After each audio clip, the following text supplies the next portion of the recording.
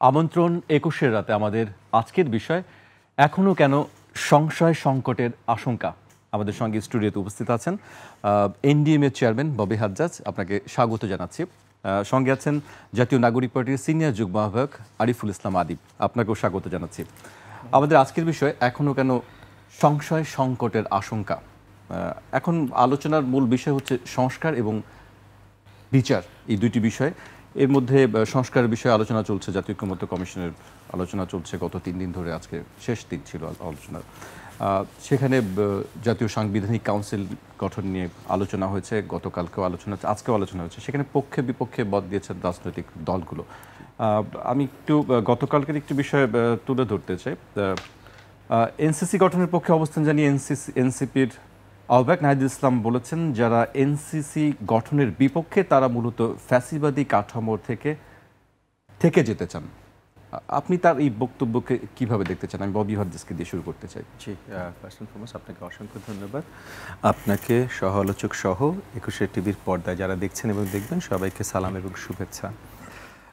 NCC নিয়ে অনেকগুলো আলোচনা আছে এবং আমি শুরুতে একটা জিনিস বলতে চাই যে জাতীয় ঐক্যমত কমিশনের যে এই প্রচেষ্টাটা সবাইকে একত্রিত করে, এবং গত কয়েকদিন ধরে চলছে, আমি যতদূর জানি আগামী সপ্তাহ চলবে, সবাইকে একত্রিত করে সামনের এই যে জুলাই সনদ ঘোষণা হতে যাচ্ছে, সেটার সবচেয়ে বড় প্রক্রিয়া হলো এটা যে এখানে সবাই আমরা একমত যে জায়গাটায় হব সেগুলো নিয়েই জুলাই সনদটা তৈরি হবে। অ্যাটলিস্ট এই আশ্বাসটা আমাদেরকে দেওয়া হয়েছে।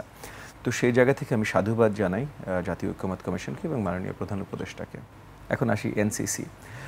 এই যে ঐক্যমত কমিশনের যে আলোচনাগুলো, যে কোনো একটা আলোচনা আসলে স্ট্যান্ডালোন আলোচনা না, একটার সাথে বাকি সবগুলোরই কোনো না কোনোভাবে কানেকশন আছে।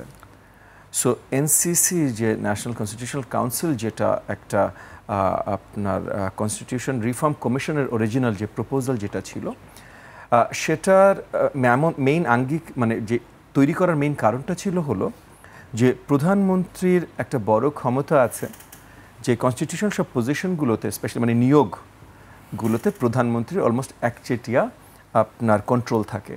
সেই জায়গাটা সরানোর একটা বড় গুরুত্বপূর্ণ এলিমেন্ট হিসেবে এনসিসিটাকে ইন্ট্রোডিউস করা হয়েছিল। তবে আসলে আমাদের এনডিএম, আমার দলের পক্ষ থেকে আমাদের মেইন পয়েন্টটা হলো যে প্রধানমন্ত্রীর ক্ষমতাটা আরও লিমিটেশনের ভেতরে নিয়ে আসা। কারণ সরকারের 3টা অঙ্গ, লেজিসলেচার, আপনার এক্সিকিউটিভ আর জুডিশিয়ারি, এই 3টার পৃথকভাবে ক্ষমতায়ন দরকার এবং একটা আরেকটার উপরে সবসময় যেন কর্তৃত্ব চালাতে, মানে সরি, একটা অন্যগুলোর উপরে কর্তৃত্ব যেন চালাতে না, ভারসাম্য রক্ষা, দ্য ব্যালেন্স অফ পাওয়ার্স। তো এই জায়গা থেকে আমরা এনসিসির বিরোধিতা করেছি। এখন আপনি একজন এক দলের তরুণ নেতার কথা বললেন, সে হয়তো আবেগী হয়ে একভাবে একটা কথা বলেছে, কারণ সে একভাবে বিবেচনা করেছে। এখানে বিবেচনাটা একটা জিনিস ফার্স্ট অ্যান্ড ফরমোস্ট গুরুত্বপূর্ণ, যে ঢালাওভাবে ওইটা ও ওইটা আমার সাথে একমত না হলেই ভালো, আমার সাথে এই ধরনের আলোচনা থেকে আমাদের সরে যাওয়াটা গুরুত্বপূর্ণ। এগেন আমি আপনাকে এক্সপ্লেইন করছি যে এনসিসি তৈরিটার পেছনে যে আপনার কি বলার নাম, কনস্টিটিউশন কমিশন যেটা, হ্যাঁ, সংবিধান কমিশন যেটা, সংবিধান কমিশনের মেইন পয়েন্টটা ছিল হলো প্রধানমন্ত্রীর এই ক্ষমতাটা একটু খর্ব করা। আমাদের জায়গা হলো আমরা প্রধানমন্ত্রীর ওভারঅল অনেক ক্ষমতায় খর্ব করতে চাই, কারণ প্রধানমন্ত্রী, আমরা এক্সিকিউটিভ কিছু পাওয়ার্স থাকবে, কারণ ক্যাবিনেটের হেড, তাহলে লেজিসলেচার থেকে তার কিছু দূর আলাদা হতে হবে, জুডিশিয়ারির উপরে যেন কোনো ক্ষমতাই না থাকে। তো এক্সিকিউটিভ পাওয়ার এমনি আমাদের, যেহেতু ক্যাবিনেট হলো এক্সিকিউটিভ আমাদের দেশে, প্রেসিডেন্ট এক্সিকিউটিভ না কিন্তু, সো যেহেতু ক্যাবিনেট হলো এক্সিকিউটিভ, সো এক্সিকিউটিভ ক্ষমতা প্রধানমন্ত্রীর থাকবে। একই সাথে আবার প্রধানমন্ত্রী তো লেজিসলেচার থেকে এসছে, সো লেজিসলেচারের ক্ষমতা থাকবে। সো এখানে তাহলে দুই জায়গা থেকে আমাদের দলের যে প্রচেষ্টা ছিল, যে দুই জায়গা থেকে প্রধানমন্ত্রীর হাতটা আরেকটু ছোট করে নিয়ে আসা, একেবারে ছোট করলে আবার সরকার চলবে না, আরেকটু ছোট করে নিয়ে আসা। সো লেজিসলেচার যেন তার পুরো ক্ষমতা না থাকে, সেই জায়গা থেকে মনে করেন আর্টিকেল 70, এটা নিয়ে অলরেডি আলোচনা হয়েছে, আজকে চাইলে আমরাও আলোচনা করতে পারি। এগুলো বেশ কিছু চেঞ্জেস আমরা মানে সবাই একমত হয়েছে। এখন আসেন এক্সিকিউটিভ। তো এক্সিকিউটিভের জায়গা থেকে ক্ষমতাটা আমরা কিছু দূর প্রেসিডেন্টের হাতে দিতে চাই। প্রেসিডেন্টের হাতে দিলে কি হবে, যে ওই যে একচেটিয়া যে বিশাল ক্ষমতা প্রধানমন্ত্রী, এটা কমে আসবে। এনসিসির মাধ্যমে আপনি প্রেসিডেন্টের হাতে ফার্স্ট অ্যান্ড ফরমোস্ট ক্ষমতাটা দিচ্ছেন না, এনসিসির মাধ্যমে আপনি একটা কমিটির হাতে ক্ষমতা দিচ্ছেন। এই কমিটিটা might still be bound to the prime minister, might not be fair enough, but might still be bound to the prime minister, কোনো বাইন্ডিং নাই। আমরা যেটা সাজেস্ট করেছি সেটা হলো যে প্রেসিডেন্টের একটা আপনার কি বলে নাম, কনসাল্টিং সর্ট অফ একটা কাউন্সিল, সো একটা কাউন্সিল থাকবে, advisory council. So instead of national constitutional council একটা প্রেসিডেন্টের অ্যাডভাইজারি কাউন্সিল, প্রেসিডেন্ট রাষ্ট্রপতির অ্যাডভাইজারি কাউন্সিল।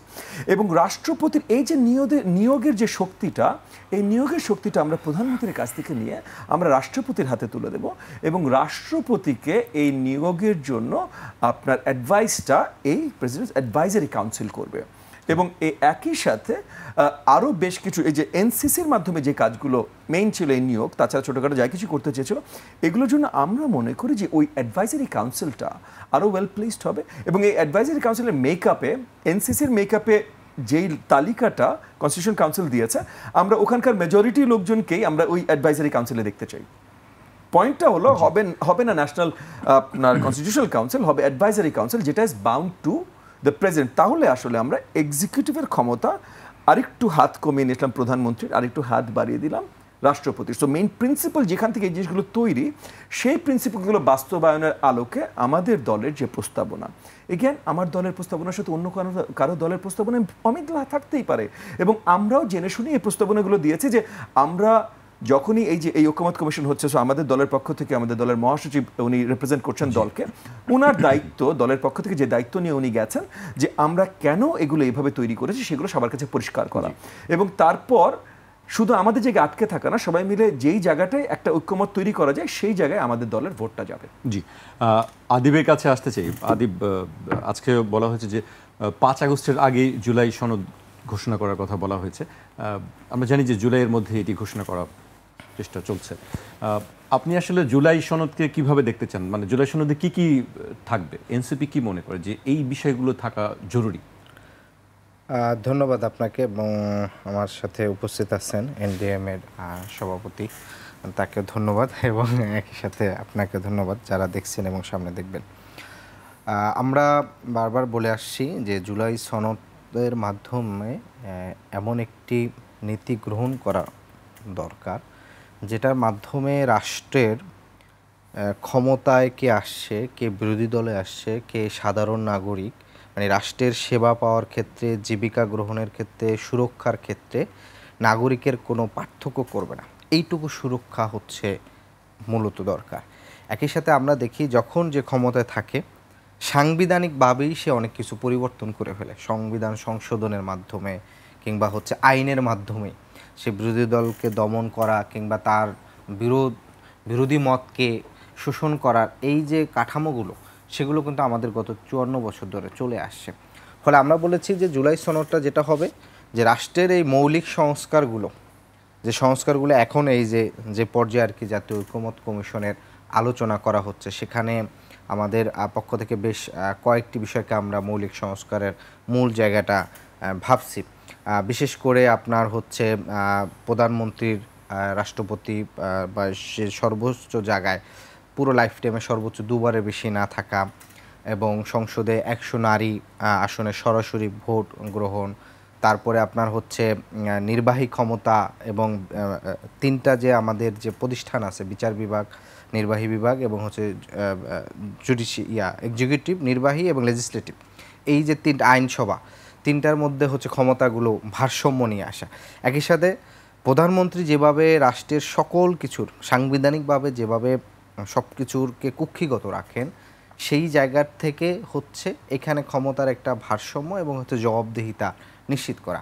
আরেকটা গুরুত্বপূর্ণ বিষয় আছে, সেটা হচ্ছে যে আমাদের যখন ক্ষমতা হস্তান্তরের সময় আসে, বিশেষ করে তখনই দেখবেন যে আমাদের দেশের জনগণ একটা বড় ধরনের উৎকণ্ঠা, আশঙ্কার মধ্যে থাকে, এবং এটা সব সময়, মানে সেটা হচ্ছে ধরেন আপনার 90 সালে যখন স্বৈরাচার থেকে গণতান্ত্রিক ধারায় ফিরছে তখনও এই উৎকণ্ঠা ছিল।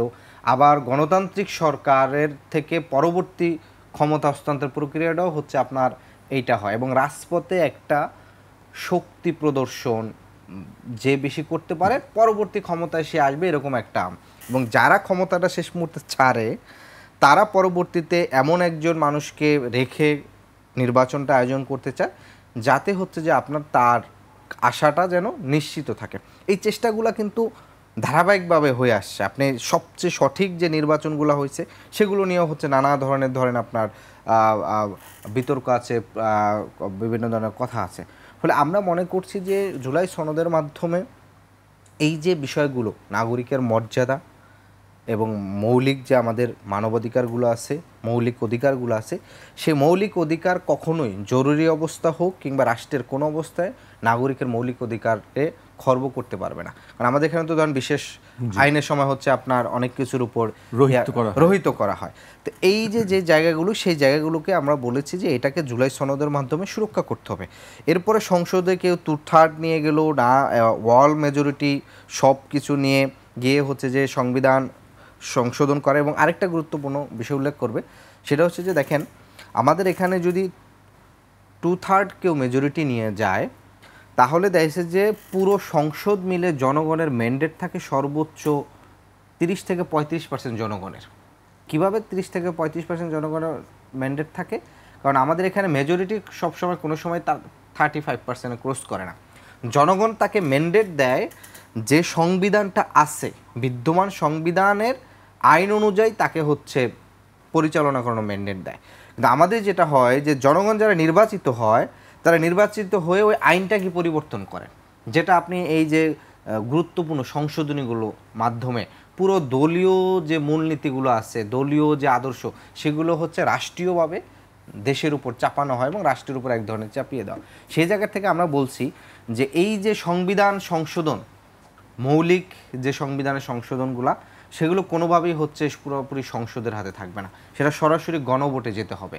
কারণ জনগণ আপনাকে 5 বছরের জন্য ম্যান্ডেট দিচ্ছে, বিদ্যমান সংবিধানের আইন অনুযায়ী আপনি হচ্ছে সংবিধান অনুযায়ী আপনি আইন প্রণয়ন করবেন এবং চালাবেন। কিন্তু আপনি যদি ওই আইনের কাঠামোটা গিয়ে যদি পরিবর্তন করে ফেলেন, তাহলে তো আর আপনার হচ্ছে এই ম্যান্ডেটটা তো আপনাকে দেওয়া হয় না। তো এই জায়গাগুলো আমরা মূলত বলতে চাচ্ছিলাম যে গুরুত্বপূর্ণ বিষয়গুলো যদি সংসদে 2/3 অভিমত থাকে, দেন এইটা গণভোটের মাধ্যমে আসলে গুরুত্বপূর্ণ সংশোধনীগুলো যেতে হবে। তো এই মৌলিক বিষয়গুলো আর কি ছিল। জি, আমি আবারও আসবো আপনার কাছে। আমি কবি হাজ্জাজের কাছে আসতে চাই। আবার রাষ্ট্রপতি নির্বাচন প্রক্রিয়া নিয়েও কথা হচ্ছে যে ইলেকটোরাল পদ্ধতিতে হবে না, কিভাবে হবে, এটি আপনি কিভাবে দেখছেন যে রাষ্ট্রপতি কিভাবে নির্বাচন করা উচিত? রাষ্ট্রপতি আমাদের দেশে সবসময়, মানে আমাদের যখন অরিজিনাল 72 কনস্টিটিউশনে যদি ফেরত যান, রাষ্ট্রপতি সবসময় ইলেক্টেডই হতো।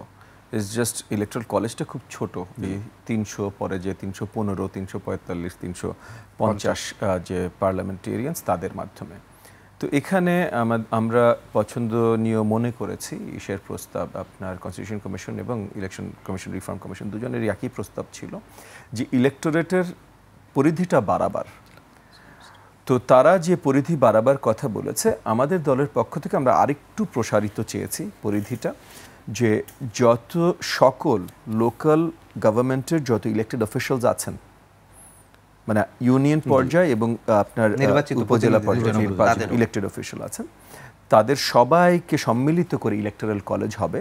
সো যতগুলো আপনার নির্বাচিত প্রতিনিধি দেশব্যাপী আছে, তাদের নির্বাচিত হবেন রাষ্ট্রপতি। সো ইলেকট্রাল কলেজের প্রসার, মানে 300 থেকে আপনার 5-6 হাজারে চলে যাবে আর কি ইলেকট্রাল কলেজটা। এইটা এই মানে তারা 300 থেকে আরেকটু প্রসার করেছেন, তারা উপজেলা পর্যায় পর্যন্ত গেছেন, আমরা ইউনিয়ন পর্যায় পর্যন্ত যেতে চাই, আমরা আরেকটু প্রসার দেখতে চাই এই জায়গাটায়। তাহলে তখন আমরা এই আলোচনাটাও আসতে পারি। কারণ এখন যদি আমরা আলোচনায় আসি, একটু আগে যেটা এই যে এনসিসির বদলে প্রেসিডেন্ট অ্যাডভাইজারি কাউন্সিল কথা আমরা বলছিলাম, যার জন্য আমি বলছি যে প্রত্যেকটা কিন্তু ইন্টারকানেক্টেড একটা আরেকটার সাথে। সো আপনি যে এই যে রাষ্ট্রপতির ক্ষমতা বাড়াবেন, কি ভিত্তিতে বাড়াবেন? রাষ্ট্রপতি তো এই পার্লামেন্ট চুজ করেছে, তাহলে তো যেই পার্লামেন্টে যেই পার্টি মেজরিটি নিয়ে আসছে তারই বেসিক্যালি ক্যান্ডিডেট। সো তাহলে এটা বাড়ানোর জন্য আমরা তাহলে রাষ্ট্রপতিকে একটা প্রপার ইলেকট্রাল ম্যান্ডেট দিচ্ছি যে সকল নির্বাচিত প্রতিনিধির নির্বাচিত প্রতিনিধি তিনি। সেই জায়গা থেকে ওই ম্যান্ডেটটা পেয়ে যখন উনি আসবেন, তখন আসলে ওনার হাতে আরেকটু এক্সিকিউটিভ পাওয়ার আমরা দিতে পারি। সেই জায়গা থেকে ওই যে প্রেসিডেন্টস অ্যাডভাইজারি কাউন্সিল, সো এইটা আমরা মনে করি is the right way to go. এবং এটা একবার এইভাবে করে তাকে ইলেক্টেড একটা জায়গা থেকে নিয়ে আসতে পারলে, তখন তার ক্ষমতার পরিধিটাও আমরা আসলে লেজিটিমেটলি বাড়াতে পারি। As far as the constitution goes, যেহেতু এগুলো সব কিছুই কনস্টিটিউশন রিলেটেড, যেহেতু কনস্টিটিউশনের কথা হচ্ছিল, আমি অনেক দলের আলোচনা শুনছি। কনস্টিটিউশন খুব গুরুত্বপূর্ণ মনে রাখা যে কনস্টিটিউশন হতে হবে বদলশীল। So it has to be changeable, এবং চেঞ্জটা যেন রিলেটিভলি সহজে করা যায়। এত সহজ যেন না হয় যে রদ্দির কাগজের সমান মূল্য হয়ে যায়, এত সহজে যেন না হয়, তবে আবার কঠিনও যেন না হয়। সো আমাদের যে অরিজিনাল যে জায়গাটায় আমরা ছিলাম, যে 2/3 ভোট লাগবে পার্লামেন্টে কনস্টিটিউশনে কোনো অ্যামেন্ডমেন্ট বা চেঞ্জ আনবার জন্য, অ্যামেন্ডমেন্ট আনবার জন্য, তো 2/3 ভোট লাগবে। এটা সবসময় কিন্তু কঠিন ছিল। দুঃখজনক হলো সত্যি যে বিগত কয়েকটা নির্বাচনে আমাদের একেবারেই যেহেতু ভোট চুরি বা ডাকাতির নির্বাচন হয়েছে, প্রহসনের নির্বাচন হয়েছে, সেহেতু একদল একচেটিয়া 2/3 না 100% ভোট নিয়ে গেছে। সো এইটা ম্যাটার করে না। যেমন মনে করেন আসলে কিন্তু 2018 নির্বাচনে অনেকগুলো সিটে অনেকগুলো সেন্টারে 100% ভোট পড়েছে, অনেক সেন্টারে 99, 98, 97% ভোট পড়েছে, যেটা না অসম্ভব, বাট পড়েছে। সো এই ধরনের নির্বাচন হয়েছে। আর এর আগে আরেকটা জিনিস হয়েছে, যেটার জন্য আমি বলছি যে কিছু দূর আমরা একটা ভুল পথে যাচ্ছিলাম, যে নির্বাচন পদ্ধতি। আমাদের দেশে নির্বাচন পদ্ধতি হলো first past the post plurality. So মানে এক জায়গায় 3 জন দাঁড়ালেন, যে এই 3 জনের মধ্যে সবচেয়ে বেশি পাবে। সো কথার কথা ভাই, মনে করেন আপনি, আমি এবং আদিব আমরা নির্বাচনে দাঁড়ালাম। আপনি 35% পেলেন, আমি 33% পেলাম, উনি 32% পেলেন। আপনাকে 35% চুজ করেছেন, 65% কিন্তু আপনাকে চুজ করেন নাই, কিন্তু প্রতিনিধি আপনি। হতেই পারে এই 65% আপনাকে একেবারে অপছন্দ করে, মানে আপনাকে 2 চোখের বিষ হলো, আপনি মেজরিটি আপনাকে অপছন্দ করে, কিন্তু আপনি হয়ে গেলেন। সো এই যে এফপিটিপি সিস্টেমের ভিতরে একটু চেঞ্জ আনাটা দরকার, কিন্তু আমাদের লোয়ার কক্ষ, নিম্ন কক্ষ, এটা আমরা এফপিটিপিতে ব্যবহৃত, এবং এফপিটিপিটার আবার দরকার আছে কি, একটা কার্যকরী শক্ত পার্লামেন্ট হওয়ার জন্য এফপিটিপির দরকার আছে। এই কারণে আমরা অনেক আগে থেকে, মানে আমাদের পার্টির ফরমেশন থেকে আমরা খুব জোর গলায় বলে আসছি যে আমাদের ভিন্ন পদ্ধতিতে নির্বাচিত একটা উচ্চকক্ষ দরকার, যেটা আমরা চাচ্ছি, আমরা প্রথম থেকে চেয়েছি আনুপাতিক হারে ভোট। এখন এই কথাটাই কেন আসলাম, বুঝছেন সবকিছু ইন্টারকানেক্টেড। এই কথাটা আসলাম কারণ এই যে সংবিধানে যে আমাদের কন্টিনিউয়াস চেঞ্জটা দরকার, এই জায়গায় আমরা বিশ্বাস করি যে লোয়ার হাউসে এফপিটিপি যেটা, এইটাতে আপনার 2/3 থাকা উচিত। কিন্তু একই সাথে আবার আপার হাউসে যাবেন, আপার হাউসে যে অর্ধেক হলেই হওয়া উচিত। কারণ আপার হাউসে কিন্তু যদি প্রপোর্শনাল, মানে যদি আনুপাতিক হারে ভোট হয়, সবকিছু একটা আরেকটার সাথে কানেক্টেড, যদি আনুপাতিক হারে ভোট হয় তাহলে ক্লিয়ার মেজরিটি কেউ পেয়ে যাবে না। যেমন মনে করেন যেই নির্বাচনগুলোতে একটা দল 2/3 বেশি সিট পেয়েছে, ভোট কিন্তু 40% বেশি পায়নি। সো ভোট কিন্তু অর্ধেকের কমই পেয়েছে। সো সেইভাবে আপনি যদি চিন্তা করেন যে সিট 2/3 হতে পারে, কিন্তু উচ্চকক্ষে যে সে 50% ভোট সহজে পেতে পারবে না। সো 50% ওখানে আবার মুশকিল হয়ে যাবে। সো মুশকিল কিন্তু অসম্ভব না। সো ভালো একটা কনস্টিটিউশনাল অ্যামেন্ডমেন্ট হলে ওই জায়গায় তখন আনা যাবে। কিন্তু এর সাথে যদি আপনি গণভোট টাইপের কিছু একটা যোগ করে দেন, তাহলে ওই অ্যামেন্ডমেন্ট আর কোনোদিনও হবে না। কনস্টিটিউশন যারা প্রথম তৈরি করে, প্রথম একদম American constitution, the American four father's, James Madison, Thomas Jefferson. তো জেমস ম্যাডিসন প্রথমে বলেছিল যে এই কনস্টিটিউশনটা আপনার কি বলে না, সলিড হতে পারবে না, যেহেতু এটা চেঞ্জ দরকার। সো আমাদের একটা কনস্টিটিউশনই হয়তো সঠিকভাবে হতে পারবে না। ফেডারেলিস্ট পেপার্স নিয়ে উনি খুশি ছিলেন। এখানে টমাস জেফারসন বললেন, আরেকটা ভিউ পয়েন্ট নিয়ে আসলেন, যে না, আমরা 19-20 বছর, মানে একটা জেনারেশনের জন্য একটা করে নতুন কনস্টিটিউশন করব। তারপর একটা মধ্যস্থতে একটা ফাইনাল একটা এগ্রিমেন্টে আসলো যে না, কনস্টিটিউশন একটাই থাকবে, কিন্তু অ্যামেন্ডমেন্ট যেন সোজা হয়। সো কথা আমরা যেন যখন প্রয়োজন অ্যামেন্ডমেন্ট করতে পারি। সো অ্যামেন্ডমেন্ট সোজা হওয়াটা গুরুত্বপূর্ণ। আপনি যদি এখানে 2/3, ওখানে 2/3, এখানে গণভোট এগুলো করেন, এই অ্যামেন্ডমেন্ট আর কখনো হবে না। আর ওই যে উপরে উচ্চকক্ষ আনুপাতিকটা দরকার, কারণ এখানে আবার ওই যে ওই ফার্স্ট পাস দ্য পোস্ট, যে কারণে আপনাকে বলছিলাম, ফার্স্ট পাস দ্য পোস্ট, এই যে সিস্টেমটা, এই সিস্টেমটা যত দেশে হয়, সেখানে আমরা একটা প্রবণতা দেখেছি। এটার একটা, মানে পলিটিক্যাল সায়েন্সের রাষ্ট্রবিজ্ঞান, এটার একটা নামও আছে, নামকরণ আছে, ডুভার্জার্স ল। একটা আপনার প্রবণতা থাকে যে 2 পার্টি মেজরিটি হয়ে যাওয়া, মানে দুটো বড় দল হয়ে যাওয়া। যেমন মনে করেন আপনি যদি 90-96 নির্বাচন দেখেন, আপনি দেখবেন 4টা মোটামুটি বড় সাইজের দল ছিল, এবং অনেকগুলো ছোট ছোট দল 1%, 2%, 3% ভোট পেয়েছিল। 90-তে তাই হয়েছে, 96-তে মোটামুটি ওরকম হয়েছে। কিন্তু যত ক্রমাগত আমরা এগিয়ে গেছি, যেহেতু পুরাটাই এফপিটিপি এই সিস্টেমে, সো দুটো দলের ক্ষমতায়ন বেড়ে গেছে। সো এখানে যদি এই যে আমরা লোয়ার হাউসে এফপিটিপি এই ধরনের নির্বাচন করি, যেভাবে হচ্ছে, উচ্চকক্ষ একটা করি, সেখানে আনুপাতিক হারে করি, আমরা বিভিন্ন সিস্টেমগুলো নিয়ে আসি, তাহলে দেখা যাবে আসলে আগামীর পথে আমরা পুরোপুরি ভিন্ন রাজনীতির পথে যাচ্ছি। যে ওই সংসদ ঠিকভাবে চলবে, কারণ কিছু দল একটু ক্ষমতায়ন হচ্ছে, সো সংসদ সবসময় ভেঙে থাকবে না, একটা সেন্ট্রালিটি থাকবে। আবার এটার বিরুদ্ধে, মানে কোনো একটা দলের কোনো, মানে লাইক এক পেশি শক্তি যেন আবার এরকম বলয় তৈরি না হয়ে যায়, তার জন্য উচ্চ কক্ষে আবার অনেক ধরনের ভেঙে ভেঙে সব দলের অংশীদারিত্ব সবকিছু থাকবে। মিলে ক্ষমতার ভারসাম্যটা যেন বজায় থাকে। Exactly. আদিব, আপনার কাছে আমার জানতে চাই, রাষ্ট্রপতি নির্বাচন প্রক্রিয়ার তো আপনাদের একটি মতামত আছে, আর একটি বিষয় হচ্ছে যে মৌলিক সংস্কার যদি সবাই দেখা যায় যে শেষ পর্যন্ত আমরা একমত না হইতে পারি রাজনৈতিক দলগুলো, সেক্ষেত্রে আসলে তখন কি হবে? এটা গুরুত্বপূর্ণ বিষয় বলছেন, এবং বিশেষ করে ভাইয়ের আলোচনায় অনেকগুলো বিষয় চলে আসছে, কারণ আমাদের চিন্তাগত জায়গায় অনেক জায়গায় মিল আছে। আমরাও প্রথমে থেকে যে বিষয়টি চেয়েছিলাম যে নিম্নকক্ষে বিদ্যমান পদ্ধতি এবং উচ্চকক্ষে সংখ্যানুপাতিক হারে, কারণ এখানের আনুপাতিক হারে না হলে যেটা হয় যে একচেটিয়া একদিকে হচ্ছে চলে যায় আর কি। সে জায়গার থেকে আমরা এখানে রাষ্ট্রপতি জায়গায় ভাইরা যেটা মতামত দিয়েছেন, তারাও বলেছেন যে ইলেকটোরাল কলেজ আর একটু বাড়ানো ইউনিয়ন পর্যায়ে নিয়ে, সেটা হয়তো আমাদের দেশে ইউনিয়ন 4500 হয়তো 5000 পর্যন্ত যেতে পারে সব মিলিয়ে। এখানের আমাদের প্রস্তাব যেটা ছিল যে এখানের আমরা যেটা মনে করি যে আমাদের এখন যে বাস্তবতা, সেখানে যেটা হচ্ছে যে রাষ্ট্রপতি এক ধরনের বলা চলে যে একজনের অনুকম্পায় হয়ে থাকেন, মানে অনেকটা সেই রকমই একটা এখনও আমাদের এখানে দেশের সিনারিওটা আছে। ফলশ্রুতিতে আমরা যদি এই পুরো সিস্টেমগুলো এইটাই রেখে দিই যে প্রথমে একজন প্রধানমন্ত্রী হবে, তার অনুকম্পায় একজন রাষ্ট্রপতি হবে, এরপরে তারই অনুকম্পায় বাকি যে প্রতিষ্ঠানগুলো হবে, তাহলে তো আপনার এই যে সংস্কার নিয়ে এত আলোচনা, এত অভ্যুত্থান, এত এই লড়াইটা তো আর তাহলে আর আপনার কোনো কাজে আসছে না। সেই জায়গার থেকে আমাদের আলাপটা ছিল যে রাষ্ট্রপতিকে আরেকটু বেশি ইম্পোর্ট করা এবং তাকে একজনের উপরে না থাকা।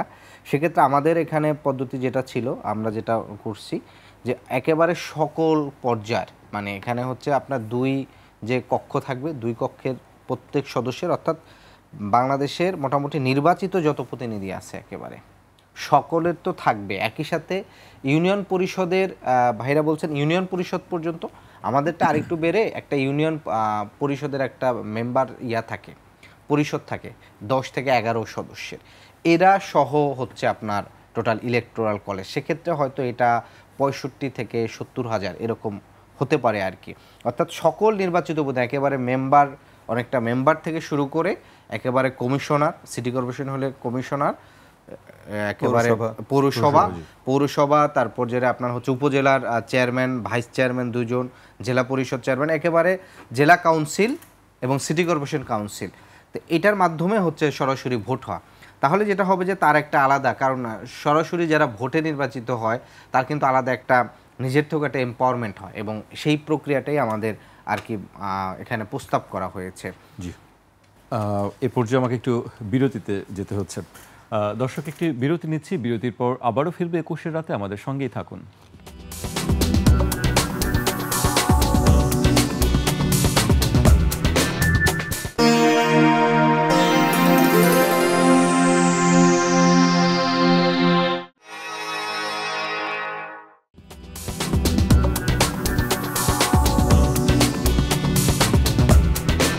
বিরতির পর আবারও স্বাগত। আপনারা দেখছেন 21-এর রাত, আমাদের সঙ্গে আছেন এনডিএম এর চেয়ারম্যান ববি হাজ্জাজ এবং জাতীয় নাগরিক পার্টির সিনিয়র যুগ্ম আহ্বায়ক আরিফুল ইসলাম আদিব। আদিবের কাছে প্রশ্ন ছিল, মৌলিক সংস্কারের রাজনৈতিক দলগুলো একমত না হলে কি হবে? আমি প্রশ্ন দিয়ে শুরু করতে চাই। আচ্ছা, আপনি হ্যাঁ, এটা তো বিরতির আগে প্রশ্নের অ্যান্সারটা দেওয়ার সুযোগ হয়নি। এখানে দেখেন মৌলিক যে বিষয়গুলো বা অনেকগুলো বিষয় আছে, রাজনৈতিক দলের তো ভিন্নতার কারণেই তো রাজনৈতিক দলগুলো ভিন্ন। ফলশ্রুতিতে আপনি যতই বলেন যে এক হবেন, আপনি কোনো না কোনো একটা ইস্যুতে আপনি একটা না একটা দল বা 2টা 5টা দলকে খুবই আপনি হচ্ছে বিপরীতে পাবেন। যতই আমরা বলি, যেমন এই যে লাস্ট 3 দিনে যে আলোচনা হইল, বিশেষ করে 70 অনুচ্ছেদ, সংসদে নারী আসন, এরপরে রাষ্ট্রপতি নির্বাচন প্রক্রিয়া, দ্বিকক্ষ বিশিষ্ট পার্লামেন্ট নিয়ে, সংসদের স্থায়ী কমিটিগুলো নিয়ে, তো এখানে যতগুলোই আলোচনা হয়েছে প্রত্যেকটাই দ্বিমত, নীতিগত জায়গায় কিন্তু দ্বিমত আছে, মানে বিরোধিতা না, নীতিগত জায়গায় দ্বিমত আছে। তো ফলশ্রুতিতে যেটা হচ্ছে যে তাহলে এটা আসলে সমাধান কি? মানে আপনি একটা বিষয় রাষ্ট্রে প্রয়োজন হবে, এইটা যে সঠিক, মানে এইটার মানদণ্ডটা কি? মানদণ্ড কি এভাবে হবে যে বড় দলগুলো বলছে তাহলে বড় দলগুলোকে আমরা মানে বিদ্যমান বাস্তবতা যে হ্যাঁ বিএনপি জামাত কিংবা আরও এনসিপি বললো ঠিক আছে এইটারে আমরা মেনে নেই, বাকি দলগুলোর উপর চাপিয়ে দিলাম, এইটা হবে নাকি সংখ্যাধিক্য আপনার হচ্ছে দল হিসেব করবে যে অধিকাংশ দল যেটা চাইছে সেটা হবে? তাহলে এটা প্রক্রিয়াটা কি? আমাদের কাছে আমরা এই কারণেই বলছি যে আমরা ভাবছি যে এই সমস্যাটা কিন্তু আমাদের সামনে হাজির হবে, বিশেষ করে এই মুহূর্তে যে আলোচনাটা হচ্ছে। আপনি দেখছেন যে গতকালকের এই যে এনসিসির প্রস্তাবনা নিয়ে পুরো 7 থেকে 8টি দল 8-10টি দল চেয়েছে, আবার বিপরীতে বিএনপির নেতৃত্বে বেশ কয়েকটি দল হচ্ছে এটি চায় নেয়, আবার কয়েকটি দল বলছে যে এটাকে আমরা চাই, তবে এটার কিছু প্রক্রিয়াগত জায়গায় আমাদের প্রশ্ন আছে। এই যে 3টা মত এখানে তৈরি হলো রাষ্ট্রপতি নির্বাচনের ক্ষেত্রে এইরকম মত সংসদে, সেক্ষেত্রে আমাদের প্রস্তাব ছিল, আমরা মনে করছিলাম যে এই যে মৌলিক যে জুলাই সনদটা এবং এই মৌলিক যে সংস্কারগুলো সেটা সরাসরি হচ্ছে হয় গণভোটে চলে যাওয়া উচিত, সরাসরি জনগণ হচ্ছে এখানে মতামত দেওয়াটা সবচেয়ে বেটার। অর্থাৎ 5টা গুরুত্বপূর্ণ বিষয়, যে বিষয়গুলোতে হচ্ছে সরাসরি জনগণ রায় দিবে। এখানে আমি হচ্ছে আপনি আসলে কিসের উপর ডিপেন্ড করে আমরা যে এখন দলগুলোর ক্যাটাগরি করি যে এই দল 1 নম্বর, এই দল 2 নম্বর, এই দল 3 নম্বর, লাস্ট 25 বছরে বাংলাদেশে কোনো সুষ্ঠু নির্বাচন হয় না। ফলে আপনি যেই ডেটার উপরে নির্ভর করে এক একটা দলকে আপনি অ্যানালাইসিস করতেছেন যে এর 5% ভোট, এর 2% ভোট, এর 30% ভোট, আপনার তো লাস্ট 30 বছরে কোনো ডেটাই নেই। কারণ 2008 সালের নির্বাচনও তো হয়েছে আপনার নিয়ন্ত্রিতভাবে। ফলে এই গণভোট ছাড়া আমি মনে করি এটা কোনোভাবেই হচ্ছে সমাধানযোগ্য হবে না। অতএব জুলাই সনদের যে মৌলিক যে বিষয়গুলো এখানে আসবে সেটা সমাধানে যদি কোনোভাবে দলগুলোর সাথে বড় ধরনের মেজর দ্বিমত তৈরি হয়, সেটা অবশ্যই গণভোটে মাধ্যমে এটাকে সমাধান করতে হবে। আমি ববি হাজ্জাজের কাছে আসতে চাই।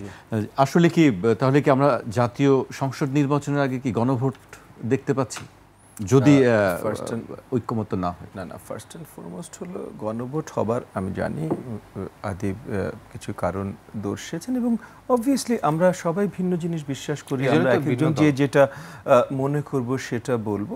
তো উনি ওনার জায়গা থেকে বলেছেন, ঠিক আছে, তবে আমাদের জায়গা থেকে যদি আমরা পর্যালোচনা করি, এবং অবভিয়াসলি উনি বিশ্বাস করেন উনি যেটা পর্যালোচনা করেছেন ওনারা নিশ্চয়ই সঠিক জায়গায় আছেন বলে উনি ওটা বলেছেন। ভিন্ন মানুষ ভিন্ন কথা বলবেন। জাস্ট একটা জিনিস মনে রাখা উচিত যে জাস্ট বিকজ আমি আপনার সাথে একমত না তাই বলে আপনি ফ্যাসিস্ট না, বা আপনি আমার সাথে একমত না বলে আমি ফ্যাসিস্ট না। এই কথাগুলো মনে রেখে কথা বললে সবচেয়ে ভালো হয়। এ ব্যতীত তারা এটা চাইতেই পারেন, এটা তারা যে কথা বলেছেন একদম অযৌক্তিক তা না ভাই, এবং সে সুন্দর যুক্তিও দেখিয়েছেন। আবার এর বিপরীতে আলোচনা হলো যে দেখেন, আপনি সবার যদি একটা ঐক্যমত হয়ে যায় এবং সবার সবকিছুতে 100% ঐক্যমত হবে তা না, সেটাই প্রশ্ন ছিল যে আসলে যদি মৌলিক সংস্কার আমি এটা ক্লিয়ার করি, মৌলিক সংস্কার মানে কি এটারও মানে তাহলে ক্লিয়ার করতে হবে। সো ফার্স্ট এন্ড ফরমোস্ট সবাই সবকিছুতে একমত হবে না, যেই সংস্কারের কথাই বলেন না কেন সবাই সবকিছুতে একমত হবে না। সব কিছুরই একটা জায়গায় একটা ফাইনাল মিটিং গ্রাউন্ড হতে হবে। আপনি যদি এখন বলেন যে আপনি একটা গণভোটে দিবেন একটা কমপ্লিকেটেড কনস্টিটিউশন, আমি আপনাকে বলবো যে এটার থেকে মিনিংলেস এবং এটার থেকে জনগণের সাথে হয়তো একটা লেভেলে একটা মানে কি বলবো তাদের সাথে একটা মানে ফালতু ট্রাভেস্টি করার আর বড় কোনো কিছু হতে পারে না। কারণ বাংলাদেশের জনগণ বা যে কোনো বিশ্বের শিক্ষিত দেশের জনগণ, আমাদের দেশ এতটা শিক্ষিত না, বাট সেটা বিষয় না, শিক্ষিত দেশের জনগণ কেউ দেশের পুরো কনস্টিটিউশন পড়ে দেখে না, এবং এই কনস্টিটিউশনের কোন পয়েন্টটা আসলে কি ভবিষ্যতে কী ধরনের ম্যানিফেস্টেশন হতে পারে, কী ধরনের র্যামিফিকেশন হতে পারে, এটা তাদের চিন্তার বাইরে। সো তাহলে এটা তার কাছে পৌঁছে দেওয়া মানে তার সাথে আসলে অন্যায় করা। তাই আর আপনারা সরকার পরিচালনায় কেন আসছেন?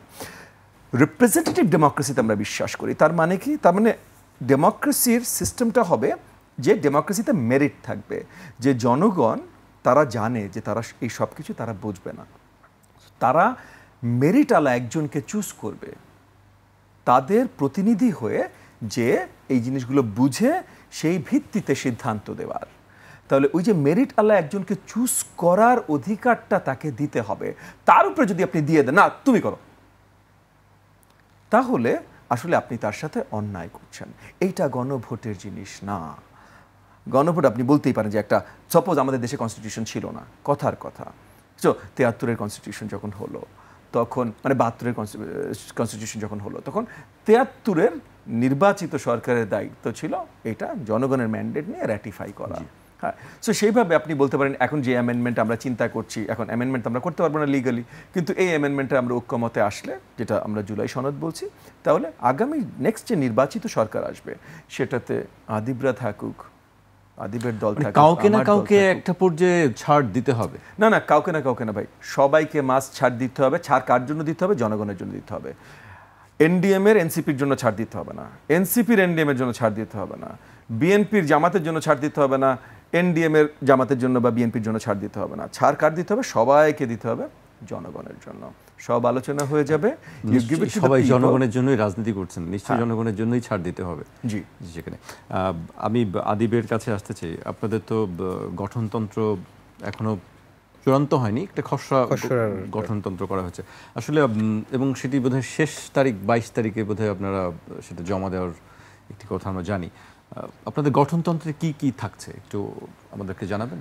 এটা আমাদের নেতৃত্ব কোন প্রক্রিয়া নির্বাচিত হবে, কার দুইটা বিষয়, একটা হচ্ছে মূলনীতিগতভাবে হচ্ছে একটা ভাগ, আরেকটা হচ্ছে নেতৃত্ব নির্বাচন প্রক্রিয়া বা সাংগঠনিক কাঠামো জায়গাগুলো কাজ করবে।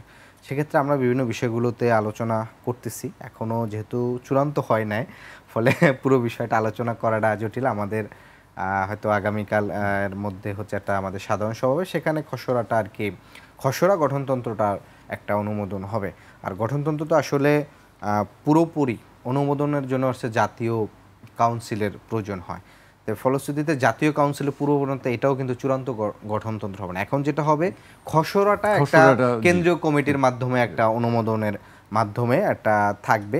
সেক্ষেত্রে আমরা আমাদের এখানের সংগঠনে নীতি নির্ধারণী ফোরাম কিভাবে ঠিক হবে, কেন্দ্রীয় কমিটি বা নির্বাহী কমিটিটা কত দলের প্রধান কত মেয়াদে থাকবেন, এগুলো আমাদের 3 মেয়াদের বেশি কেউ থাকতে পারবে না, একটি আপনাদের খসড়ায় দেখলাম। 3 হইতে পারে, সেটা 2ও হতে পারে। একই সাথে দলের প্রধান যিনি থাকবেন, সরকারে যারা অংশগ্রহণ করবেন, সেখানে বিরোধী দল কিংবা অন্য ক্ষেত্রে সংসদে যে প্রতিনিধি করবেন, সে একই সাথে 2টা পদে থাকতে পারবেন না। এই বিষয়গুলো নিয়ে আর কি আমরা কিছুটা আলোচনা করছি এবং বেশ এগিয়ে যাচ্ছে, যেটা সামনে আর কি আমাদের ফাইনালি আর কি খসড়াটা চূড়ান্ত হবে আর কি। আর মূলনীতির জায়গায় তো যেটা আমরা এখানে বিশেষ করে মৌলিক সংস্কারের বিষয়গুলোতে যে আমরা যে বিষয়গুলো বলে আসি, সেই বিষয়গুলো আলোচনা হচ্ছে, এবং বিশেষ করে বাংলাদেশের সকল নাগরিকের আপনার হচ্ছে নাগরিক মর্যাদা, মৌলিক মানবাধিকারগুলো, এবং আরও গুরুত্বপূর্ণ, যেহেতু এখন সময়ের সাথে সাথে বেশ কিছু বিষয়ও আপনার পরিবর্তন হচ্ছে। একটা সময় আমাদের জীবনে হচ্ছে অনলাইন ছিল না, এখন কিন্তু অনলাইন এমনভাবে ওতপ্রোতভাবে জড়িত, যেটা দেখা গেছে যে যে ক্ষমতায় থাকে তার কাঠামোর মধ্যে হচ্ছে নিয়ন্ত্রণ করার চেষ্টা করে। ফলে আমরা কিন্তু মৌলিক সংস্কারের ক্ষেত্রে এটারও একটা গুরুত্বপূর্ণ প্রস্তাব দিয়েছি যে কোনোভাবেই হচ্ছে আপনার নাগরিকের এই সেবাটার থেকে তাকে বঞ্চিত করা যাবে না, যে রাষ্ট্রের নিরাপত্তা কিংবা জননিরাপত্তার নাম দিয়ে ক্ষমতাকে মাধ্যমে হচ্ছে এটাকে চেপে দেওয়া। তো এই বিষয়গুলো নিয়ে আর কি আলোচনা চলছে মোটামুটি। জি, আমি ববি হাজ্জাজের কাছে আসতে চাই। আসলে আমাদের যে সাবজেক্টটা ছিল, যেটা আজকের বিষয় ছিল, যে এখনও কেন এক ধরনের সংশয়, এক ধরনের সংকটের আশঙ্কা কেউ কেউ করছেন রাজনীতিবিদদের মধ্যে বা সাধারণ মানুষের মধ্যে একটি আছে, যে আসলে কি ফেব্রুয়ারিতে নির্বাচন হবে? আপনার কি মনে হয় আসলে মানুষ কেন এই ধরনের প্রশ্ন তুলছে? আমি জানি না কারা তুলছে, তবে আমি আশাবাদী ভাই, আমি আশাবাদী আমার জায়গা থেকে, যে মাননীয় প্রধান উপদেষ্টা যেহেতু এ ধরনের একটা আশ্বাস দিয়েছেন, এবং এই আশ্বাসটা সকল পর্যায়ের সকল রাজনৈতিক দলদের সাথে ফার্স্টে আলোচনা হয়েছে, তারপর ফাইনাল আলোচনাটা হয়েছে সবচেয়ে যেটা এখন পরিচিতভাবে বড় দল। আমি জানি এই ধরনের কথা হয়েছে, আমি নিজেও বলেছি যে বাংলাদেশে গত 20 বছর নির্বাচন হয় নাই ভাই, কে সবচেয়ে বড় দল আমরা ফর শিওর জানি না, এইটা সত্যি না। অন্য সবার থেকে কত বড় এটা আমরা ফর শিওর জানি না, কে সবচেয়ে বড় দল এটা আমরা ফর শিওর জানি। যার মিছিলে 10 লাখ লোক হয় ভার্সেস যার মিছিলে 1000 2000 লোক হয়, এখানে আমরা জানি কে বড় দল। তবে অবভিয়াসলি আমরা জানি না যে বিএনপির এখন 30% ভোট, 60% ভোট, না 20% ভোট, এটা আমরা জানি না, বা 80% ভোট, আমরা অ্যাকচুয়ালি জানি না। কিন্তু তাই বলে আবার তারা সবচেয়ে বড় দল না, এটা বলা ভুল হবে। আবার দ্বিতীয় সবচেয়ে বড় দল বিএনপির থেকে অনেক ছোট, হয়তো 10 ভাগের 1 ভাগও না, বাট দ্বিতীয় সবচেয়ে বড় দল বাংলাদেশ জামাত ইসলাম, এইটাও মানতে হবে। কেন? কারণ আপনি এগেন রাজপথে যখন দেখবেন তখনই দেখবেন যে কে কত বড়। সো এই জায়গা থেকে পরিষ্কার কে সবচেয়ে বড় দল বা কে সবচেয়ে বড় দল না। প্রশ্ন পয়েন্টটা শুধু ওখানে না যে সবচেয়ে বড় দলের সাথে তো কথা বলেছেনই জনাব আমাদের জনাব প্রধান উপদেষ্টা, সবচেয়ে বড় দলের নেতার সাথে কথা বলেছেন, কিন্তু তার আগে কিন্তু বাকি সব দলের নেতাদের সাথে কথা বলেছেন। এনসিপির সাথে সবসময় কথা বলেন, আমাদের সাথে অনেকবার কথা বলেছি, যে এখনো আমাদের সবার সাথে কথা চলছে, এবং জামাত বলেন সবার সাথে কথা বলে গেছে। তবে অ্যাডিশনাল একটা পয়েন্ট আমি বলি, যে সবার সাথে কথা হয়েছে, তারপর লাস্ট আলোচনা সবচেয়ে বড় দলের সাথে হয়েছে, রাইট? কিন্তু এখানে অ্যাডিশনাল একটা পয়েন্ট আছে, যে তারেক রহমান সাহেব সবচেয়ে বড় দলের আপনার চেয়ারম্যান, অ্যাবসলিউটলি রাইট, সব কিছু হয়েছে, বাট তারেক রহমান সাহেবের আরেকটা পরিচয় আছে, উনি হলো যুগপৎ আন্দোলনের নেতা ছিলেন। যুগপৎ আন্দোলন গত 10-15 বছর ধরে হাসিনার যে স্বৈরাচারী সরকার, এই সরকারের বিরুদ্ধে যতগুলো রাজনৈতিক দল এবং শক্তি তাদের বিরুদ্ধে আন্দোলন করেছে, এটার সম্মিলিত নাম হলো যুগপৎ আন্দোলন, এবং এই সম্মিলিত যুগপৎ আন্দোলনের নেতৃত্ব জনাব তারেক রহমান দিয়েছেন। সো সেই হিসেবে আপনি যখন তারেক রহমানের সাথে বসেন, তখন আপনি একভাবে আপনি এই যে স্বৈরাচারী হাসিনা সরকারের বিরুদ্ধে যে আন্দোলন, সকল রাজনৈতিক শক্তি, সকল রাজনৈতিক দল, এইটারও আপনার নেতার সাথে বসছেন। সো অ্যান্ড এগেন শুধু একটা যে মিটিংয়ে বসে এই আলোচনা শেষ হয়নি, সবার সাথে বসে আলোচনা শেষ হয়েছে। সো এইটা নিয়ে বড়ভাবে কোনো নেতিবাচক আলোচনা করার কোনো ধরনের জায়গা আছে বলে আমি মনে করি না। আচ্ছা, আমি আদিবের কাছে আসতে চাই একটি বিষয়। আপনারা তো আসলে সাংগঠনিকভাবে প্রস্তুতি নিচ্ছেন, দেশের বিভিন্ন জেলায় আপনাদের কমিটি দিচ্ছেন। আমি কুমিল্লার একটি ঘটনা, নিশ্চয় আপনি হয়তো জানেন, আমি সেই ঘটনাটা একটু উল্লেখ করতে চাই। কুমিল্লায় এনসিপির প্রধান সমন্বয়কারী করা হয়েছিল আব্দুর রহিম নামে এক বিএনপি নেতাকে, যিনি 35 বছর ধরে বিএনপি করেন বলে দাবি করেছেন। তিনি বলেছেন, জাতীয় নাগরিক পার্টি কিশোর ও তরুণদের দল, আমি 35 বছর বিএনপির রাজনীতি করি, আমি কিভাবে তাদের নেতৃত্বে থাকি। তার আমার সঙ্গে কোনো প্রকার আলোচনা ছাড়াই কমিটিতে আমার নাম ব্যবহার করেছে। এ বিষয়ে আমি কিছুই জানতাম না। আসলে এটা কি সমন্বয়ের অভাবের কারণে? সমন্বয়ের অভাব না, এটা হচ্ছে আমরা লাস্ট 15 দিন, 1 মাস বা 1.5 মাস ধরে একটা কথা বারবার বলে আসছি, আপনার এখন আমি বলেছি যে গত 1.5-2 মাস ধরে বড় দল হিসাবে যে বড় আকারে যে আধিপত্য বিস্তার, তৃণমূল থেকে শুরু করে কেন্দ্র পর্যায়ে, আদালত পাড়া এবং হচ্ছে যমুনা থেকে শুরু করে সর্বত্র জায়গায়, সেটার একটা এটা হচ্ছে নমুনা। কারণ হচ্ছে যে দেখেন, আমাদের এখানে যদি লিডারশিপের জায়গাগুলো যদি সাপোজ দেখেন, আমাদের আহ্বায়ক ধরেন, তিনিও হচ্ছেন, তার বাবা আগে বিএনপির থানা পর্যায়ে ধরেন হচ্ছে দায়িত্বশীল ছিলেন আর কি ঢাকাতে। তো এরকম অনেকেই বিভিন্ন পরিবার থেকে আসছেন। তো ফলশ্রুতিতে যেটা হচ্ছে যে একটা নতুন রাজনৈতিক শক্তি বা রাজনৈতিক আবির্ভাব যখন হয়, তখন যেটা হয় যে বিদ্যমান থেকেও অনেকে পরিবর্তনকামী হন এবং অনেকে আবার নতুন করে রাজনীতিতে আসতে থাকেন। ফলে দুইটার মিশেলেই কিন্তু হয়। আমাদের বিভিন্ন জায়গায় হচ্ছে ধরেন আগে বিএনপি করতো, কিংবা গণ অধিকার করতো, কিংবা হচ্ছে আওয়ামী পরিবারের থেকে আসছে, এরকম যারা হচ্ছে কিছু আসছেন। তো ফলশ্রুতিতে যেটা হচ্ছে যে তাকে ধরেন একটা কমিটির প্রধান সমন্বয় দিবে, তার অনুমতি ছাড়া, মানে বিএনপির একজন নেতার নাম দিয়ে দিবে, এই সাহস বুকের পাটা কার আছে বাংলাদেশে বলেন? সেটি প্রশ্ন, যে তিনি বলছেন যে আমরা জানতাম না, আমার সঙ্গে আলোচনা করা হয়নি। এইটা না, অবশ্যই আলোচনা করে তার নাম দিয়েছে, কিন্তু দেওয়ার পরে যেটা হয়েছে, হয়তো তাকে স্থানীয় বিএনপি ওখানে এমনভাবে হচ্ছে প্রেশারাইজ করছে, বলছে তুমি বাড়িতে আসতে পারবে না, তোমার ব্যবসা কিভাবে চালাও আমি দেখে নিব। তো এই যে ধরেন পরিস্থিতি তৈরি করে তাকে হচ্ছে স্টেটমেন্ট দিয়ে মূলত এই জটিলতাটা করেছে আর কি।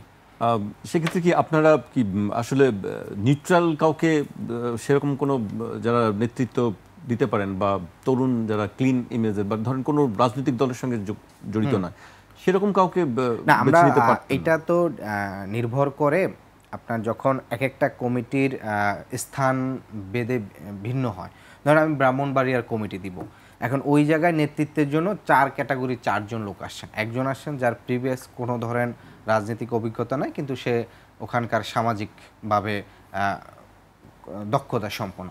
আবার ধরেন একজন আসছেন, সে হয়তো আগে বিএনপি করছেন, কিংবা হচ্ছে এগুলো অনেকগুলো বিষয়ের উপর, মানে যে নেতৃত্বটা দিতে চান তার সামাজিক অবস্থান, তার নেতৃত্বের ক্ষমতা, তার রাজনৈতিক বোঝাপড়া এবং তার আসলে সামাজিক অর্থনৈতিক অবস্থানটাও অনেক সময় নির্ভর করে।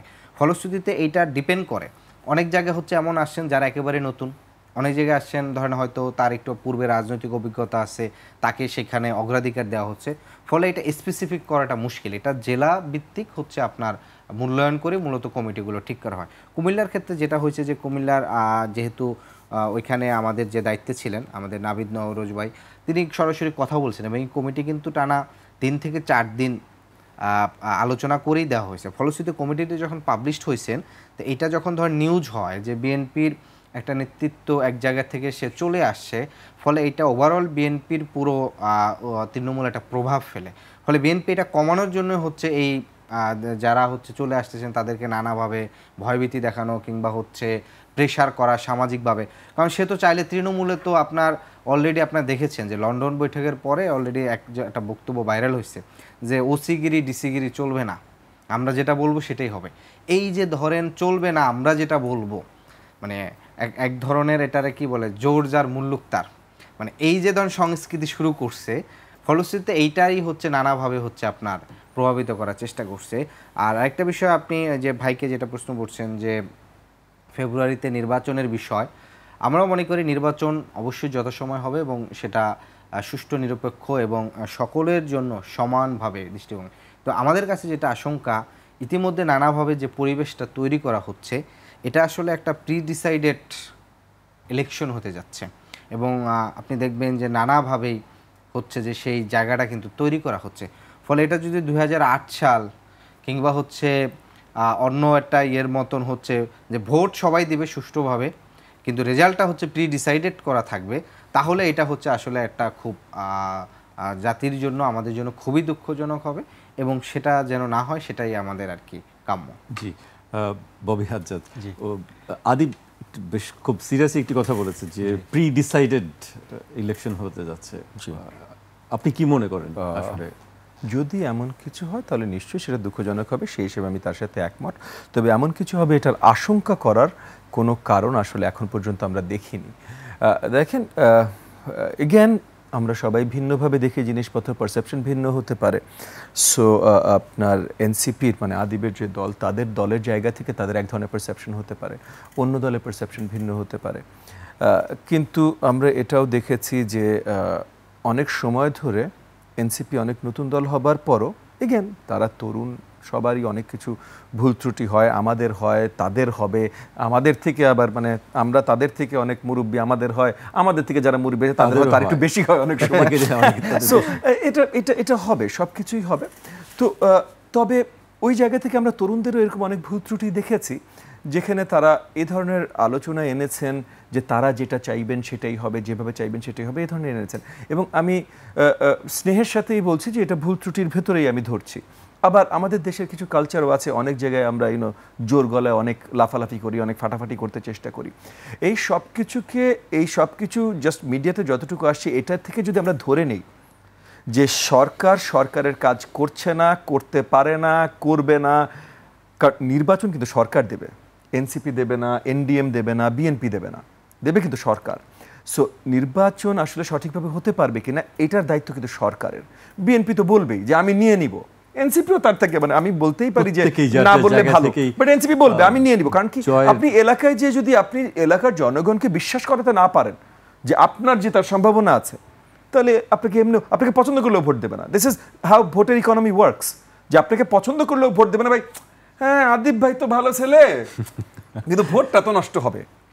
তো এই একটা আপনার এটার একটা প্রেশার প্রত্যেকটা রাজনৈতিক কর্মী এবং নেতার পেছনে থাকে। সো হতেই পারে যে আলোচনাগুলো আদিবও আজকে তুলে ধরলেন, উনি ভুল আলোচনা তুলে ধরেন নাই, উনি ঠিক কথা বলেছেন, বাট এটার পিছনে কারণগুলো বেশিরভাগ সময় এরকমই থাকে। সো আপনি একমাত্র তখনই নির্বাচনের প্রতি আস্থা হারাতে পারেন যদি আপনার সরকারের প্রতি আস্থা না থাকে। এখন সরকারের প্রতি আস্থা আমার যে খুব বেশি আছে এইটাও না, তবে আস্থা নাই এইটাও না। আপাতত আমি সরকারের উপরে পুরো আস্থা রাখছি যে আমাদেরকে সুন্দর একটা নির্বাচন দেবেন। তবে সরকারের উপরে এই সরকারটা এমন একটা সময় এমন একটা জায়গায় অবস্থিত যে এই সরকারের উপরে যদি আপনার আস্থা না থাকে তাহলে নির্বাচন আপনার আরও তাড়াতাড়ি দরকার। সো এমন না যে আচ্ছা এই সরকারের উপরে আস্থা নাই, সো তাহলে অন্য কিছু করো, তারপর না। এই সরকারের উপরে যদি আস্থা না থাকে, মানে তারা চালাতে পারছে না, তাহলে ফেব্রুয়ারি না ভাই অক্টোবরে নিয়ে আসেন নির্বাচন যত তাড়াতাড়ি সম্ভব। সো ওই জায়গা থেকে আসলে তাহলে আমাদের ফার্স্ট অ্যান্ড ফরমোস্ট আমি স্টিল আশাবাদী শক্তভাবে আশাবাদী যে এই সরকার আমাদের মিনিমাম ভালো কোয়ালিটি একটা নির্বাচন দিতে পারবেন। ম্যাক্সিমাম ভালো কোয়ালিটি আমাদের বিভিন্ন মানুষের কাছে বিভিন্ন মনে হয়, এবং একটা তৃতীয় বিশ্বে ম্যাক্সিমাম ভালো কোয়ালিটি কতখানি হতে পারে এটাও আসলে এখনো প্রুভেন না। সো মিনিমাম একটা ভালো কোয়ালিটি নির্বাচন এই সরকার দিতে সক্ষম হবেন, সেটা আমি এখনো বিশ্বাস রাখি এবং এটা নিয়ে আশাবাদী। জি, একেবারে শেষ পর্যায়ে খুব সংক্ষেপে আদিবের কাছে জানতে চাই আপনার এই আশঙ্কাটা কেন, আর নির্বাচনের সঠিক পরিবেশের জন্য আসলে কি আপনি আশা করেন? এটা তো সংক্ষেপে বলুন। খুবই দৃশ্যমান। আপনি যদি ঢাকা দক্ষিণের মেয়র নিয়ে যে পরিস্থিতিটা তৈরি করছে, পুরো সুপ্রিম কোর্ট এরিয়া ঘেরাও করে হচ্ছে একটা রায় নেওয়ার চেষ্টা করলো, পরবর্তীতে নগর ভবন হচ্ছে দখল করে নিজেই নিজেকে মেয়র ঘোষণা করা, লোকাল পর্যায়ে হচ্ছে আপনার স্লোগান দেওয়া যে অন্য অন্য দলগুলোর নাম নিয়ে যে একটা একটা ধর জবাই কর, কিংবা হচ্ছে এই যে পরিস্থিতি যে ওসিগিরি ডিসিগিরি চলবে না, তার মানে কোনো প্রশাসন চলবে না, সে যেটা বলবে এটাই। তাহলে ইলেকশনে কি হবে? যে ধরেন সকালে ভোট শুরু হবে, 12টা বাজে সে ধরেন মিছিল শুরু করবে, যে এই মুহূর্তে খবর এলো অমুক জায়গায় জিতে গেল। তাহলে এই যে ধরেন এইটা করা, আমাদের দেশে ভোটটা 3 ভাবে খুব প্রভাবিত হয়ে থাকে। একটা প্রভাবিত হয়ে থাকে যে আপনার অবশ্যই এই ইয়ার মাধ্যমে শক্তি প্রয়োগের মাধ্যমে প্রথম দফায় হচ্ছে হয়ে থাকে। দ্বিতীয়ত হচ্ছে ওই এলাকায় বিরোধী দলকে বা অন্য দলকে যার একটু শক্তি কম থাকে তাকে কোনোভাবে প্রচারণা করতে না দিয়ে। তৃতীয়টা হচ্ছে আর্থিকভাবে প্রভাবিত করা হয়। আরেকটা হচ্ছে যে আমি ক্ষমতায় আসছি, ফলশ্রুতিতে একটা অংশ কিন্তু ওই যে ভাই যেটা বলছে যে আমি তো ভোট নষ্ট করব না, যেহেতু বাংলাদেশে রিসোর্স কম রিসোর্সে বেশি প্রার্থী, তখন যেটা হয় যে আমার তো এই ক্ষমতায় আসছে, এর আশ্রয় যেতে হলে আমি একে দেব। ফলশ্রুতিতে 3 থেকে 4টা ধাপে আপনার ভোটটা প্রভাবিত হয়। তো এই যে প্রভাবিত করার সেই যে প্রভাবিত যেটার মাধ্যমে করে, আমরা কিন্তু সেই জায়গাটি পরিবর্তন চাইছি, এবং নির্বাচন সংস্কার কমিশনও অনেকগুলো সুপারিশ করছে। সেই সংস্কারগুলো কোনো ধরনের চিন্তা ভাবনা, কোনো ধরনের আমলে না নিয়ে হচ্ছে ধরেন এই ধরনের একটা আয়োজনের মধ্যে যাওয়া, সেই আশঙ্কা থেকে আমরা করেছিলাম যে সরকারের উপর অবশ্যই আমাদের বিশ্বাস আছে, কিন্তু আমরা একই সাথে সরকারকে এই জায়গাটাও বলতে চাই যে শুধুমাত্র বড় দল কিংবা বড় সংগঠন বলছে তার মানে তার ইচ্ছা অভিপ্রায়ের উপর ডিপেন্ড করে সিদ্ধান্ত গ্রহণের চেষ্টা করাটা, আমি বলছি না যে সরকার সিদ্ধান্ত নিচ্ছে, বাট তার কিছু কিছু বক্তব্য ইঙ্গিত দিচ্ছে যে তিনি বড় একটি দলের ইচ্ছার উপর অনিচ্ছার উপর চেষ্টা করছেন সিদ্ধান্তটাকে প্রভাবিত করার। সেই জায়গাগুলো থেকে আমাদের এই আশঙ্কাটা ছিল। ধন্যবাদ। আপনি আমি ছোট করে যে আদিব যে কথা বলেছে এটা রিলেটেড একটা একটু উত্তর দিতে হবে, কারণ যেহেতু ইশরাকের প্রশ্নটা এসছে, প্রথমত হলো কোর্টে রায় এসছে যে গত যে মেয়র নির্বাচন, যদ্দূর আমি জানি উকিলদের কাছ থেকে শুনে, আমি আসলে রায়টা পড়িনি, সো যদি ভুল হয়ে থাকে আমাকে ক্ষমা করবেন, বাট ইশরাকের আইনজীবী যারা ছিলেন তাদের কাছ থেকে যতটুকু আমি শুনেছি সেই হিসেবে আমি বলছি যে কোর্টের রায় এসেছে যে গত ওই যে মেয়র নির্বাচন, সেই নির্বাচনে কারচুপির জন্য যে নির্বাচিত হয়েছিলেন তার ওই রেজাল্ট বাতিল, তাহলে নেক্সট হাইয়েস্ট ভোট যে পেয়েছেন অটোমেটিক্যালি সে তাকে মেয়র ধরা হবে। এটা কোর্টের রায়। এই কোর্টের রায় হাইকোর্টে গেল, হাইকোর্ট বলে দিল নির্বাচন কমিশনের তাইলে যে ডিসিশন হবে, নির্বাচন কমিশন অফিসিয়ালি ডিসিশন দিয়ে দিল। সো রাষ্ট্রের আইন প্রক্রিয়া সব পর্যায়ে আপনি একমত হতেই পারেন, দ্বিমত পোষণ করতেই পারেন, বাট রাষ্ট্রের আইন প্রক্রিয়ায় ইশরাক মেয়র নির্বাচিত হয়ে চলে এসছে, সেটা একদিনের জন্য হোক, 1 সপ্তাহের জন্য হোক, কিন্তু তাকে সেখানে শপথ নেওয়ানো হয় নাই। শপথ কে নেয় নাই? একজন উপদেষ্টা জোর করে শপথ নেয় নাই, এবং এইটা রিলেটেড পুরো উপদেষ্টা মণ্ডলী বসেছে, তারপরে এটা হইতে দেয় নাই কোর্ট, হাইকোর্ট, নির্বাচন কমিশন, মানে আর কিছু বাকি নাই, তারপর দেয় নাই।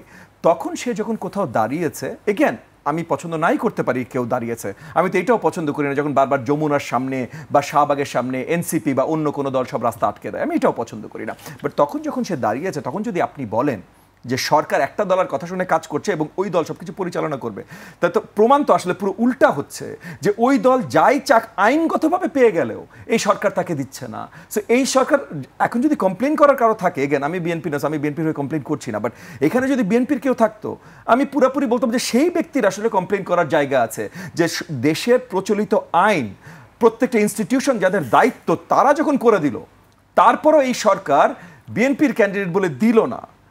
এর আগে চিটাগাং যেটা দিয়েছিল, চিটাগাং শহর যেটা দিয়েছিল, তারপর দিল না। প্রচলিত আইন, নির্বাচন কমিশন সবকিছু, আপনি বলতেই পারেন এই আইন পছন্দ করেন, প্রজ্ঞাপন জারি করেন, আইন চেঞ্জ করেন, অন্য কিছু করেন, কিন্তু প্রচলিত আইন সব পদ্ধতি হওয়ার পর আপনি একটা দলকে দিলেন না, তারপর আপনি বলছেন ওই দলেরই ক্ষমতা।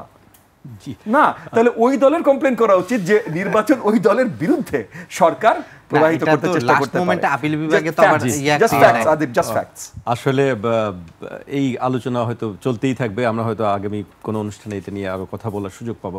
আজকে এখানেই শেষ করতে হচ্ছে। আপনাদেরকে অনেক ধন্যবাদ আমাদেরকে সময় দেওয়ার জন্য। আপনাকে অসংখ্য ধন্যবাদ। দর্শক, আজ এখানেই শেষ করছি। আবার দেখা হবে রোববার রাত 12টায়। আপনারা সবাই সুস্থ থাকুন, নিরাপদে থাকুন, আর 21-এর সঙ্গেই থাকুন।